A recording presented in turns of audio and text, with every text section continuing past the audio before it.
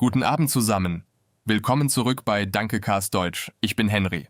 Und ich bin Emilia. Heute sprechen wir über verschiedene Arbeitsplätze. Wo arbeitest du eigentlich, Henry? Ich arbeite in einem Büro in der Innenstadt. Es ist ein modernes Gebäude mit vielen Fenstern.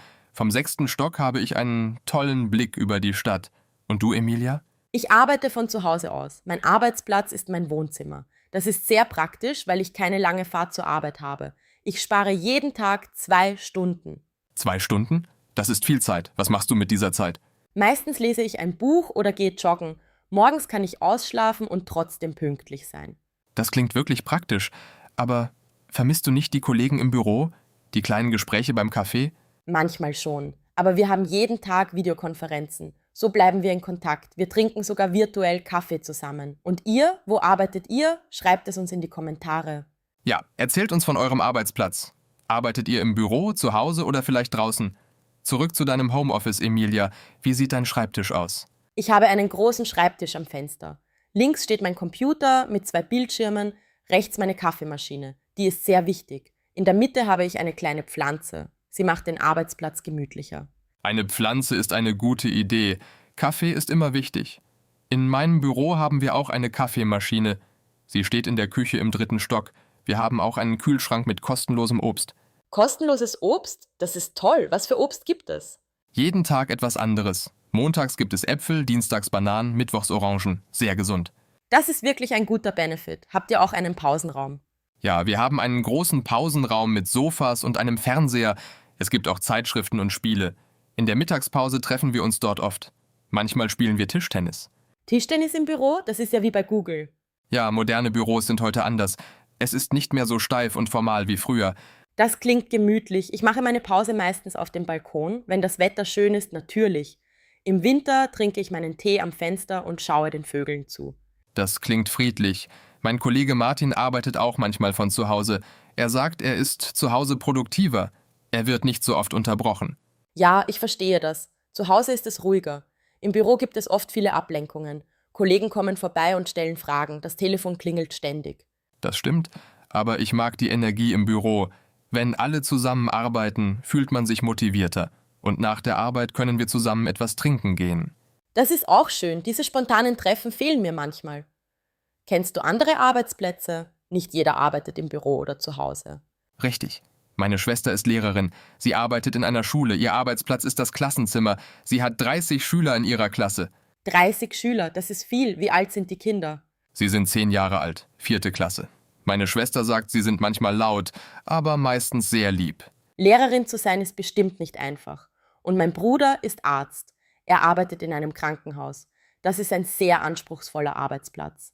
Oh ja, Krankenhäuser sind immer sehr beschäftigt. Arbeitet er in der Notaufnahme? Dort ist es bestimmt sehr stressig. Nein, er arbeitet auf der Kinderstation. Er liebt seine Arbeit, aber sie ist manchmal emotional sehr schwierig.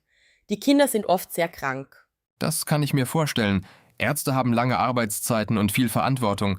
Wie lange arbeitet dein Bruder? Manchmal 12 Stunden am Tag, aber er hat auch oft freie Tage. Zum Beispiel arbeitet er 3 Tage, dann hat er 2 Tage frei. Was ist mit deiner Schwester? Wie sind ihre Arbeitszeiten? Sie arbeitet von 8 Uhr morgens bis 3 Uhr nachmittags. Das ist typisch für Lehrer in Deutschland, aber die Arbeitszeit ist trügerisch. Trügerisch, was meinst du? Naja, nach der Schule ist die Arbeit nicht vorbei. Hat sie viel Vorbereitungszeit? Oh, das habe ich nicht gewusst. Wie viel Zeit braucht sie dafür? Jeden Abend arbeitet sie 2 bis 3 Stunden. Sie bereitet den Unterricht vor, korrigiert Tests und Hausaufgaben, am Wochenende auch. Das ist viel Arbeit, also arbeitet sie auch ein bisschen von zu Hause aus. Genau. Sie hat einen kleinen Schreibtisch in ihrem Schlafzimmer. Dort arbeitet sie nach der Schule. Viele Menschen arbeiten heute hybrid. Das bedeutet, sie arbeiten manchmal im Büro und manchmal zu Hause. Das ist bei vielen Firmen jetzt normal. Es ist flexibel und praktisch. Die Pandemie hat das beschleunigt. Absolut.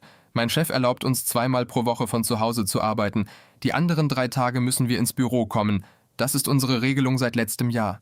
Das ist ein guter Kompromiss. So haben die Mitarbeiter mehr Freiheit, aber das Team bleibt verbunden. Man sieht die Kollegen noch regelmäßig. Richtig. Am Anfang war es komisch, aber jetzt funktioniert es gut. Und was ist mit Arbeitsplätzen draußen? Manche Menschen arbeiten nicht in Gebäuden. Oh ja, zum Beispiel Bauarbeiter. Sie arbeiten auf Baustellen unter freiem Himmel. Sie bauen Häuser, Straßen und Brücken. Das muss im Winter sehr kalt sein. besonders im Januar und Februar. Ja, aber im Sommer ist es wahrscheinlich auch sehr heiß. Sie brauchen spezielle Kleidung für jede Jahreszeit. Helme, Sicherheitsschuhe, Handschuhe. Und denk an Gärtner. Sie arbeiten auch draußen in Parks und Gärten. Im Frühling und Sommer haben sie viel zu tun. Das klingt nach einem schönen Job, den ganzen Tag in der Natur sein. Blumen pflanzen, Rasen mähen. Aber auch anstrengend. Sie müssen viel heben und sich viel bewegen, große Säcke mit Erde tragen, Bäume pflanzen. Stimmt, jeder Arbeitsplatz hat Vorteile und Nachteile. Was magst du am meisten an deinem Büro, Henry? Ich mag die Atmosphäre. Meine Kollegen sind freundlich und wir arbeiten gut zusammen. Und es gibt immer frischen Kaffee. Die Lage ist auch super. In der Mittagspause kann ich in viele Restaurants gehen. Kaffee wieder. Du bist wirklich abhängig davon. Wie viele Tassen trinkst du pro Tag? Vielleicht 4 oder 5. Zu viel, ich weiß. Das ist wirklich viel. Du solltest auch Wasser trinken. Du hast recht. Und was magst du an deinem Homeoffice? Ich liebe die Flexibilität. Ich kann meine eigene Zeit einteilen. Wenn ich müde bin, mache ich eine kleine Pause. Und ich muss keine unbequeme Bürokleidung tragen. Ich kann in bequemer Kleidung arbeiten. Das ist ein großer Vorteil. Im Büro müssen wir formelle Kleidung tragen. Hemd, Hose, manchmal sogar Krawatte. Wirklich? Jeden Tag? Naja, montags bis donnerstags. Freitags ist Casual Day, da können wir Jeans tragen. Das ist immer ein guter Tag. Das ist nett. In meinem Homeoffice ist jeden Tag Casual Day. Ich trage oft Jogginghosen. Du hast es gut. Aber ehrlich gesagt vermisse ich manchmal die Trennung zwischen Arbeit und Privatleben. Wie meinst du das? Wenn ich nach Hause komme, ist die Arbeit vorbei. Ich schließe die Bürotür und vergesse die Arbeit. Bei dir ist dein Arbeitsplatz immer da. Das ist wahr. Manchmal ist es schwer abzuschalten. Der Computer steht immer da und ruft mich. Abends schaue ich manchmal noch E-Mails. Genau das Problem. Deshalb brauchen wir eine gute Work-Life-Balance. Das ist sehr wichtig für die Gesundheit. Absolut richtig. Jeder muss seinen eigenen Weg finden. Was macht ihr nach der Arbeit? Habt ihr Rituale? Schreibt es uns. Ja, wir sind neugierig. Nach der Arbeit gehe ich oft spazieren, umherumnieren. Eine halbe Stunde durch den Park. Das hilft mir abzuschalten und den Kopf frei zu bekommen. Das ist eine gute Idee. Bewegung ist wichtig. Ich mache Yoga. Das entspannt mich nach einem langen Arbeitstag. 20 Minuten reichen schon. Yoga ist super. Vielleicht sollte ich das auch mal probieren. Ist es schwierig? Am Anfang vielleicht, aber man lernt schnell. Du solltest. Es gibt auch Kurse für Anfänger, online oder im Studio. Zurück zu Arbeitsplätzen. Kennst du jemanden, der einen ungewöhnlichen Arbeitsplatz hat? Ja, mein Freund Tom ist Pilot. Sein Arbeitsplatz ist ein Flugzeug. Er fliegt hauptsächlich nach Europa, manchmal auch nach Asien. Wow, das ist wirklich besonders. Er sieht jeden Tag andere Länder. Heute Paris, morgen Rom. Genau. Aber er ist auch oft weg von zu Hause. Das ist schwierig für seine Familie. Seine Kinder vermissen ihn oft. Das stimmt. Jeder Job hat seine Herausforderungen. Meine Freundin Lisa ist Flugbegleiterin. Sie arbeitet auch im Flugzeug. Sie fliegt für dieselbe Airline wie Tom. Oh, sie und Tom könnten sich vielleicht kennen. Die Luftfahrtwelt ist kleiner, als man denkt. Vielleicht. Die Welt ist klein. Lisa erzählt oft lustige Geschichten von ihrer Arbeit. Manche Passagiere sind sehr lustig. Was zum Beispiel? Erzähl uns eine Geschichte. Einmal wollte ein Passagier sein Fenster öffnen, weil es zu warm war. Im Flugzeug? Das geht natürlich nicht. Die Fenster öffnen sich nicht. Genau, Lisa musste ihm das geduldig erklären. Manche Menschen fliegen zum ersten Mal. Sie wissen nicht, wie alles funktioniert. Das ist lustig, aber auch süß. Hast du noch andere interessante Arbeitsplatzgeschichten? Mein Onkel ist Fischer. Er arbeitet auf einem Boot auf dem Meer, Nordsee, glaube ich. Das klingt nach harter Arbeit. Er muss sehr früh aufstehen, oder? Ja, oft um 4 Uhr morgens, manchmal sogar früher. Und er ist den ganzen Tag draußen, bei jedem Wetter. Regen, Wind, Kälte. Respekt.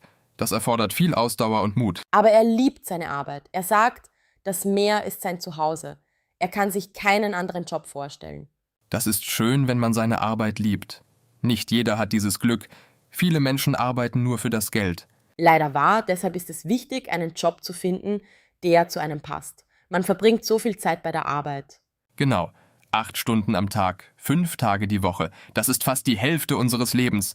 Der Arbeitsplatz ist auch wichtig. Manche Menschen brauchen ein ruhiges Büro, andere brauchen Action.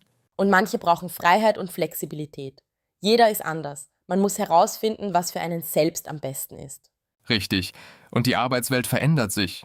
Es gibt immer mehr Möglichkeiten. Früher gab es nur Bürojobs oder Fabrikjobs. Ja, digitale Nomaden zum Beispiel. Sie arbeiten online und reisen dabei durch die Welt. Ihr Arbeitsplatz ist überall. Das klingt fantastisch. Aber ist das nicht stressig? Man muss immer einen neuen Platz finden. Manchmal vielleicht. Man braucht gutes Internet und einen ruhigen Platz zum Arbeiten. Cafés sind oft zu laut. Und man muss sehr organisiert sein. Aber die Freiheit muss toll sein. Auf jeden Fall. Stellt euch vor, heute arbeitet ihr in einem Café in Italien, nächste Woche am Strand in Thailand. Das ist der Traum vieler Menschen, aber es ist nicht für jeden geeignet. Man braucht Disziplin. Stimmt. Manche Menschen brauchen Routine und einen festen Arbeitsplatz. Sie brauchen Struktur im Leben. Wie du gesagt hast, jeder ist anders. Das Wichtigste ist, glücklich zu sein. Glücklich und gesund. Absolut. Und liebe Zuschauer, seid ihr glücklich mit eurem Arbeitsplatz? Oder träumt ihr von etwas anderem? Von einem Job am Meer oder in den Bergen? Ja, erzählt uns davon. Wir lesen alle Kommentare. Und wenn ihr Fragen habt, stellt sie uns. Wir antworten immer. Wir helfen gern und denkt daran, Deutsch zu üben ist wie Arbeiten. Man muss regelmäßig üben. Jeden Tag ein bisschen. Sehr gut gesagt, Emilia. Übt jeden Tag ein bisschen und ihr werdet besser. Konstanz ist der Schlüssel zum Erfolg. Genau. Und schaut euch unsere anderen Videos an. Wir haben viele interessante Themen. Reisen, Essen, Kultur. Richtig. Nächste Woche sprechen wir über ein neues Thema. Bleibt gespannt. Es wird interessant.